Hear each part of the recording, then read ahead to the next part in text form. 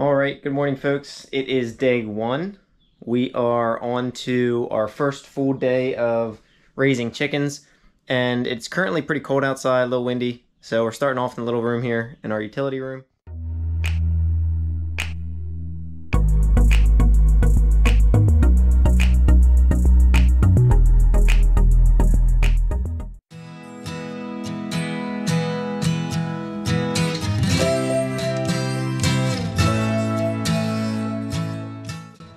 I currently have it set at like 93. I don't know if you can see this here, but my heaters are saying that my average temp is 91.7.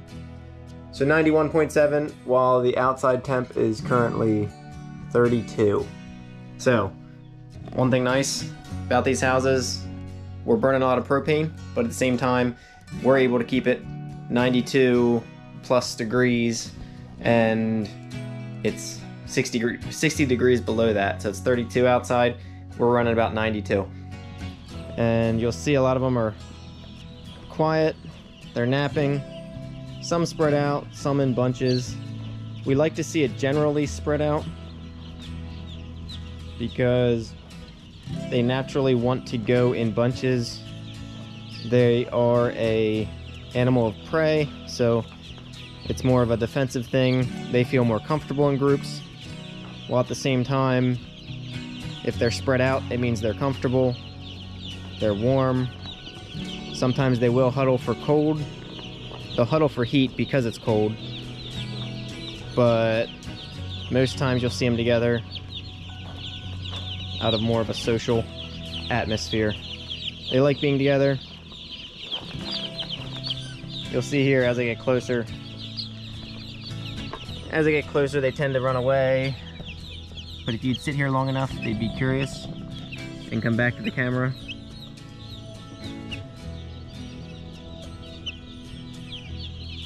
Again, still the same size as yesterday. They don't move a whole lot day to day, but over the next 7 weeks, we'll see them change drastically from the chicks that they are.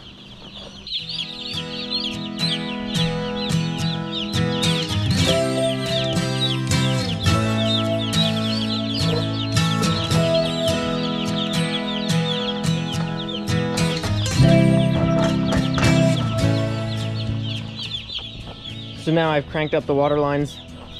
There are 4 of them. So the 4 water lines and 2 feeder lines.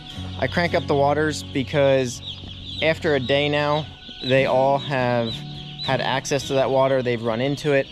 They know what it's like to get that fresh water. And so I crank it up a little bit because we want it more so that birds like this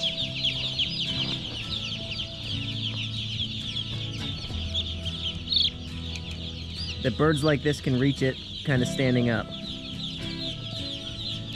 We want the birds to be standing as they reach almost upwards. We don't want them to be reaching too far. If they're reaching too far, then they won't have as easy access as what we would like them to have. So we wanted to have easy access, but if I kept it as low as it was yesterday, so when they first arrived yesterday, if we keep it that low, we end up having issues because the birds are almost turning their heads sideways to try and get that water.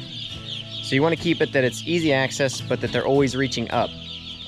Somebody once told me that the reason we do that is simply because chickens don't have lips.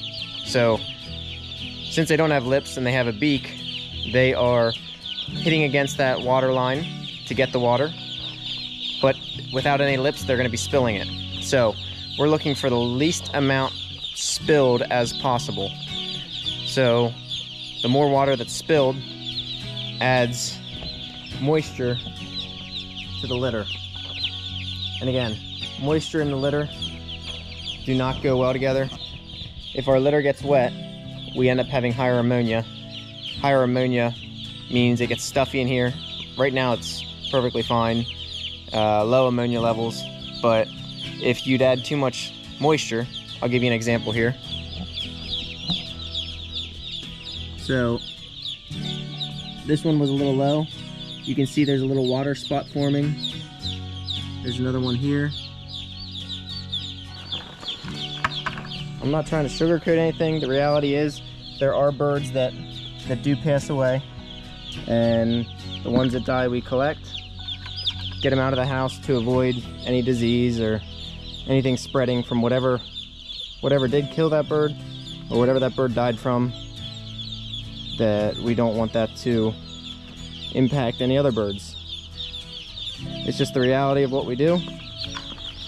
Again, we're trying to take them out of the house because the healthy environment for the remaining birds, and if there's anything that happened, we want to correct it. I want this to be realistic. Again, this channel here, this little chicken check-in that I'm trying to do to show people, one, to show people what it's like and what happens on a real, authentic family farm, while at the same time, if anybody else has suggestions or things that they found to be working for them, whether they're raising 1 or 1,000,000 chickens, I'd love to hear it. We're trying to learn together. So again, that's the 2 reasons I'm doing this, to show you what it looks like inside a house, inside a chicken house on our family farm, but then also to learn from you guys, learn from everybody else who's doing this or doing something similar, whether it be a chicken coop in your backyard or bigger houses, commercial houses, maybe multiple complexes. Everybody has a different way of doing something, and it's neat if we can learn from each other. So again, that's the goal, and I hope you enjoy it.